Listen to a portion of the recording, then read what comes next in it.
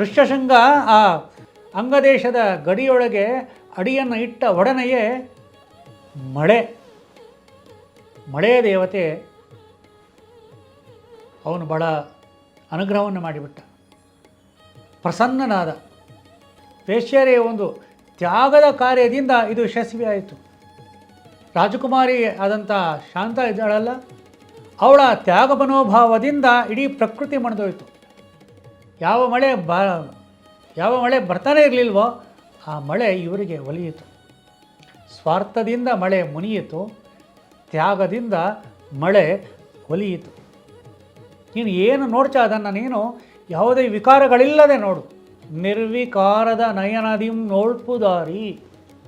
ನಾವೇನು ಮಾಡ್ತೀವಿ, ಏನಾದರೂ ಆದರೆ ಅವರು ತಪ್ಪು ಮಾಡಿದ್ರು, ಇವರು ತಪ್ಪು ಮಾಡಿದ್ರು, ಅವನು ಸರಿ ಇಲ್ಲ, ಇವರು ಸರಿ ಇಲ್ಲ, ಅದು ಹಂಗಾಗಬೇಕಾಗಿತ್ತು, ಹಿಂಗಾಗಬೇಕಾಗಿತ್ತು. ಅದೆಲ್ಲ ಸರಿಯಪ್ಪ.